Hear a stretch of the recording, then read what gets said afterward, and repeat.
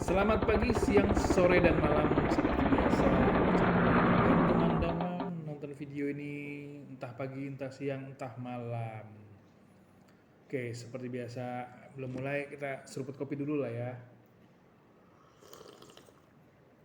Oke, kali ini gue akan coba ngoceh tentang dunia digital, tapi lebih spesifik ke salah satu korban katanya gitu kan. Salah satu korban dari eh, ada yang bilang ini masuk di zaman revolusi digital. Televisi mengalami dampak. Banyak orang mengatakan televisi mati dengan perkembangannya dunia sosial media. Apa itu bisa dibenarin ya? Ya sebelumnya mungkin gue coba mengingat apa yang gue ketahui dan gue alami di dunia televisi ketika dunia televisi dulu bahkan dianggapnya sebagai Tuhan baru waktu awal perkembangannya. Ya, kalau di Indonesia sih kalau nggak salah itu ketika Asian Games tahun 62 ya dibangun TVRI oleh Bung Karno sampai saat ini sedikit aja nih gue ngomongin tentang televisi, perkembangan televisinya dulu ya gitu. Di era-era itu ya ini yang gue alamin ya, mungkin juga dialamin oleh para pendahulu kita atau orang tua kita, kakek nenek kita. Eh, dengan satu stasiun televisi satu yang dimiliki pemerintah ya TVRI, berbayar bulanan. Nggak tahu nih yang lebih muda dari gue nih ngalamin nggak tuh bayar TV di kantor pos. Oh iya, bayar TV di kantor pos. Lalu sekitar tahun 89 kalau nggak salah. Ya ada TV swasta pertama RCTI itu pakai decoder dan berbayar. Agak mirip sebetulnya dengan TV-TV kabel. Mungkin bisa dibilang TV kabel waktu itu ya. Sampai almarhum nyokap gue, ibu gue tuh bilang, mama gue bilang apa? Maulah gue bayar, TVRI masih bayar. Kita nambah dikit lah gitu bayar, dan kita bisa menikmati siaran-siaran televisi swasta saat itu yang pertama kali menggunakan decoder. Sampai pada akhirnya siarannya menjadi publik terbuka tanpa recorder dan tumbuh kembang lah televisi-televisi swasta. Nggak usah gue sebutin satu persatu lah ya. Banyak, bahkan di daerah-daerah juga sepertinya.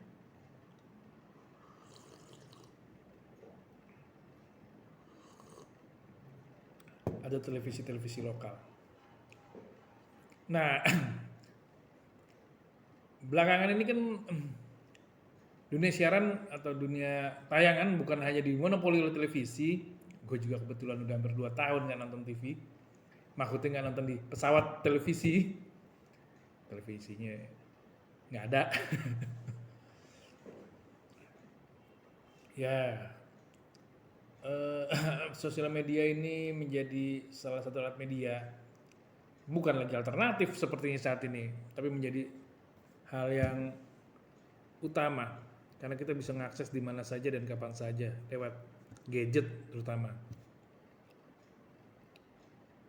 Langsung aja gue akan ngomong ketika ini kesannya televisi diambil oleh uh, perannya oleh sosial media, tayangan-tayangan sosial media yang bisa di-create sendiri dengan mudah dan disebarluaskan dengan sangat cepat. Lalu ada anggapan televisi ditinggalkan masyarakat. Apakah itu dapat dibenarkan atau tidak? Seperti yang teman Bung dan Sista ketahui,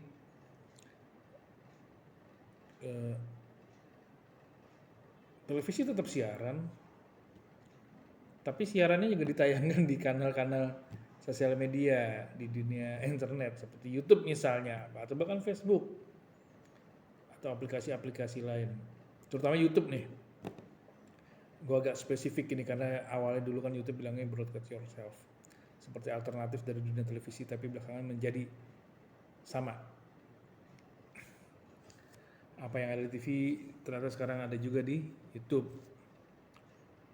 Jadi kalau dibilang televisi mati, enggak juga, karena ternyata mereka juga selain siaran langsung atau melakukan siaran di jalur frekuensi yang katanya lewat jalur analog yang akan nanti menjadi TV digital, gue nggak akan ngebahas itu, tapi gue coba ngomongin bahwa ternyata dia juga melakukan dan memanfaatkan uh, saluran-saluran sosial media seperti YouTube, Facebook, dan yang lain. Kayak tadi gue bilang, gue akan coba lebih spesifik di YouTube karena ada dua hal sebetulnya yang ada mempunyai kelebihan, dan ternyata televisi ini adaptasi, agak susah ngomong adaptasi aja, agak susah ya. Dan dia mengikuti perkembangan zaman dan memanfaatkan justru. Kenapa? Karena ternyata kita tahu kalau di YouTube itu kan ya kapan aja bisa ditonton. Kalau di siaran lewat jalur yang seperti biasa, ya kita yang nggak tahu kelewatan kan. Jadi kita akan bisa lebih mudah menonton yang mengulang-ulang atau bahkan mengulang berkali-kali gitu kan, untuk melihat siaran yang kita inginkan yang ketika ditayangkan di televisi. Itu sih sebetulnya nggak terlalu, ya biasa aja sih sebetulnya, hanya untuk mempermudah ya, walaupun ada sisi-sisi teknis yang lain ya. Nah tapi ada perkembangan terakhir ini yang gue lihat, justru TV-TV tersebut, bukan pesawat TV nih ya, TV-TV ya, justru belakangan melakukan perubahan buat gue yang justru ini kreatif. Sebagian orang mungkin anggap kreatif atau membaca peluang, tapi di sisi lain apakah ini akan menjadi tren tersendiri gitu ya. Karena ternyata udah ada beberapa televisi melakukan siarannya justru di YouTube misalnya. Karena dia akan lebih bebas mengeksplorasi. Katanya mungkin tidak akan terkena teguran KPI, Komisi Penyiaran Indonesia. Atau tidak terkena dampak undang-undang penyiaran. Nih buat pakar-pakar komunikasi ini akan jadi kajian tersendiri sebetulnya. Ada itu program-program TV yang khusus hanya ditayangkan di YouTube. Ya. Jadi ada tuh beberapa yang misal talkshow tertentu yang dikawalnya artis ya, gue nggak perlu nyebutin. Itu produksi TV, perusahaan TV, penyiaran TV, tapi tidak melalui frekuensi atau apa itu namanya. Ya intinya dia melakukannya justru hanya spesifik di YouTube, karena dia akan bebas berbicara apapun, bahkan kadang-kadang sudah tidak ada lagi sensor yang tut kayak gitu-gitu tuh. Ya. Yeah. Cuman tahu apakah itu berdampak buat jauh yang di bawah remaja ya. Pasti paham kalau gue udah ngomongin ke sono konotasinya kemana. Nah intinya ternyata televisi nggak mati. Bahkan mereka adaptasi dan memanfaatkan peluang tersebut. Cuman gue nggak tahu apakah ini akan terkena aturan penyiaran atau yang lain. Sebetulnya selain masalah YouTube juga ada perkembangan TV berlangganan dengan aplikasi-aplikasi yang gue kalau yang kayak gini nih gue agak bingung apakah ini sebetulnya perkembangan atau balik lagi ke zaman ketika awal TV swasta muncul dengan berlangganan dengan alat. Ketika itu pakai alat sih, kalau sekarang enggak ya.